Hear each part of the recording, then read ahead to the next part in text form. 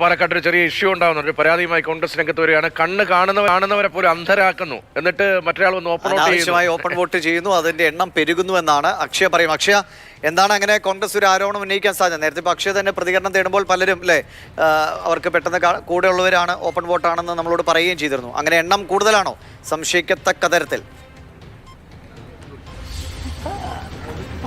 ദിവിഷ, എത്ര എണ്ണം ഉണ്ടായിട്ടുണ്ട് എന്നതിനെപ്പറ്റി എൻ്റെ ആധികാരികമായ കണക്ക് നമുക്കറിയില്ല. പക്ഷേ വലിയ പ്രതിഷേധവുമായി ഇപ്പോൾ ഇവിടെ കോൺഗ്രസ് പ്രവർത്തകർ എത്തിയിരിക്കുകയാണ്. പല്ലഞ്ചാത്തന്നൂർ സ്കൂളിലാണ് നമ്മളുള്ളത്. 152, 53, 54, 55 ബൂത്തുകളാണ് ഇവിടെ ഉള്ളത്. അവിടെയുള്ള വോട്ടർമാരാണ് ഇവിടെ വോട്ട് ചെയ്യുന്നത്. എന്താണ് നിങ്ങളുടെ പരാതി? അനാവശ്യമായിട്ട് കണ്ണ് കാണുന്നവരെ കണ്ണ് കാണില്ല എന്ന് പറഞ്ഞ് പഠിപ്പിച്ചുകൊണ്ട് പ്രിസൈഡിംഗ് ഓഫീസറിന് മുന്നിൽ കൊണ്ട് ഇവർ തന്നെ സ്വയം വോട്ട് ചെയ്യലാണ് ചെയ്യുന്നത്. ഓപ്പൺ വോട്ട് ചെയ്യിപ്പിക്കുകയാണ് ചെയ്യുന്നത്. അവരുടെ ചിഹ്നമില്ലാത്തത് കൊണ്ട് ഇപ്പോൾ അവർ അതിൻ്റെ ഒരു ടെൻഷനിലാണ്. ഇപ്പോൾ വയസ്സായവരിനെ പ്രായം ചെന്നവർ തന്നെയാണ്, പക്ഷെ കൃത്യമായി കണ്ണ് കാണുന്നവരെ അവർ കൊണ്ടുപോയി പഠിപ്പിച്ചു കൊടുക്കുകയാണ്.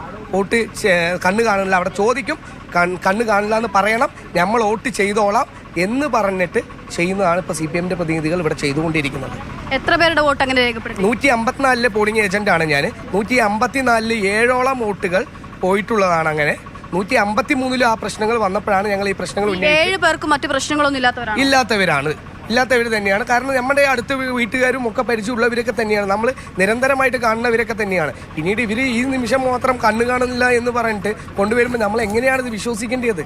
എൻ്റെ പ്രിസൈഡിംഗ് ഓഫീസറിനോട് ഞാൻ സംസാരിച്ചായിരുന്നു. പ്രിസൈഡിംഗ് ഓഫീസർ അവസാനം ഒരു തീരുമാനമെടുത്തു. നമ്മൾ അവർ ആരെ കൊണ്ടുവന്നാലും പ്രിസൈഡിംഗ് ഓഫീസർ കൊണ്ടുപോയി വോട്ട് ചെയ്യാൻ വേണ്ടിയിട്ട് അവരുടെ അടുത്ത് അവിടെ നിർത്തും, അവരിഷ്ടമുള്ള വോട്ട് ചെയ്തോട്ടെ എന്നുള്ള രീതിയിലേക്ക് ആക്കിയിട്ടുണ്ട് ഇപ്പോൾ.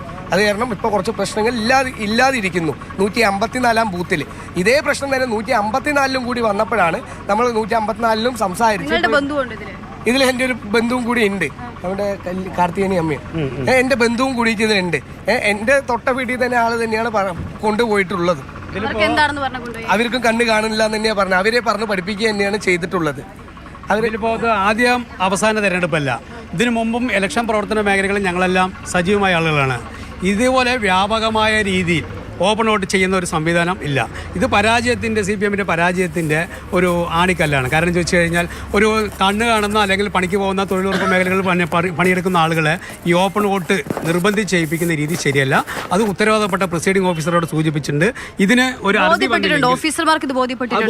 ബോധ്യപ്പെട്ടിട്ടുണ്ട്.